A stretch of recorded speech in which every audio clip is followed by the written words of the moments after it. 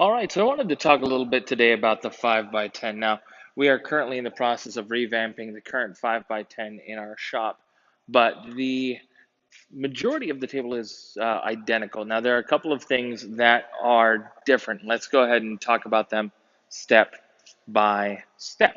All right. One of the key things is that we provide these supports, and we provide 8 of them. And you'll see here as I'm walking by them, here are 8, and they're all self-tapped into the gantries here. And the reason behind that is it adds some extra support across this 12-foot beam here, which is really necessary because over the 12-foot there is more of a possibility of, let's say, the center of this being too far one direction or the other. It's not as rigid as, let's say, the 10-foot version of this or the 4-foot or the 5-foot version of this. So we want to make sure that it is secure, and that's what these brackets are designed to hold. All right, let's go ahead and work on the next part of this. You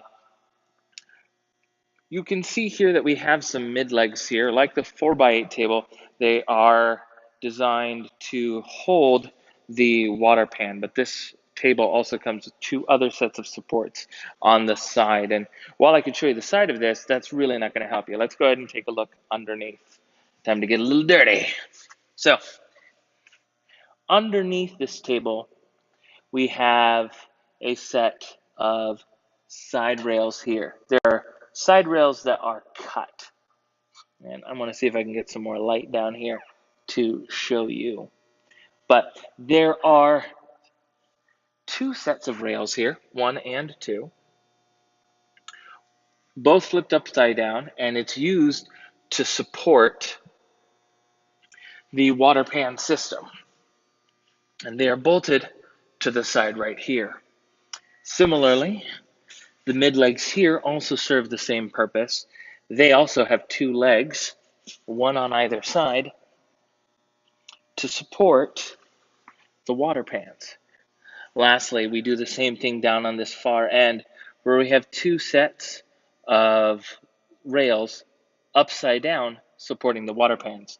Now there is one distinct difference between these rails.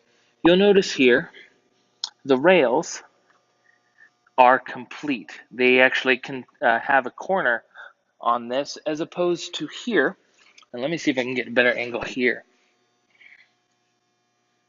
These are actually cut shorter, cut in such a way that allows us to then include this support in the middle of the table. Those corners would get in the way of actually providing a flush surface. So the cut, there should be 4 of these cut and flipped upside down underneath the table, 2 on these mid legs and 2 on these opposing mid legs, and then you should have 2 full rails uncut that will be supporting on the 2 mid legs on the overriding table for the 5 by 10. So those are the major differences.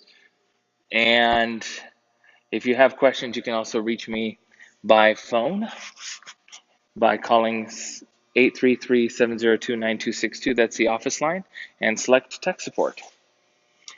And I'm just going to tag onto this video as well. As you're setting it up, make sure that these bolts are flipped so that the nuts are outside.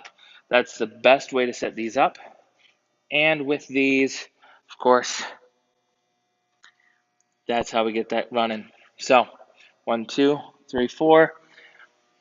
And that's a 5 by 10. It's a bit of a beast. 6 by 12 physical area, 5 by 10 cutting area. Have a good day.